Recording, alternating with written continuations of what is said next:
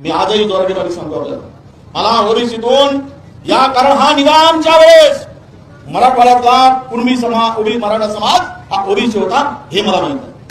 हे मला माहित आहे. पण 2 महिन्यापूर्वी जो मिटिंग घेतली, 2 महिन्यापूर्वी 3 महिन्या 4 महिन्याच्या पूर्वी मुख्यमंत्र्यांच्या उपस्थितीमध्ये जी बैठक झाली आणि त्या बैठकीमधला मसुदा काय ठरला, त्याचा पीओआर काय ठरला, टर्म ऑफ रेफरन्स काय ठरला, की ज्या वेळेस तुमची मागणी आली की कुणबी म्हणून ओबीसीना आंदोलन ओबीसीना आरक्षण देण्याची, त्यावेळेसचे दाखले मागितले गेले, त्यावेळेसचे पुरावे मागितले गेले, त्यावेळेस कोणी मागितले, त्यावेळेस कमिशनरला त्याचं अध्यक्ष केलं गेलं. पण ते मिटिंग एकही झाली नाही. 4 महिन्यात एकही मिटिंग झाली नाही हे आपल्या सगळ्यांना माहित आहे. माझी इच्छा आहे, माझी भूमिका मी मांडण्यासाठी आलो. एक ओबीसीचा नेता म्हणून, विरोधी पक्षाचा नेता म्हणून, एक काँग्रेस कार्यकर्ता म्हणून माझी भूमिका आहे. तुम्हा सगळ्यांना मराठा सगळ्या समाजाच्या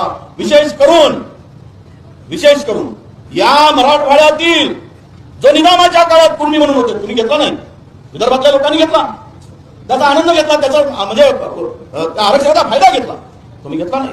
पण आजही आमची भूमिका आहे की महाराष्ट्रातील ओबीसी समाजांना, आपल्या मराठा समाजांना ओबीसीतून आरक्षण द्या, ही माझी भूमिका आहे.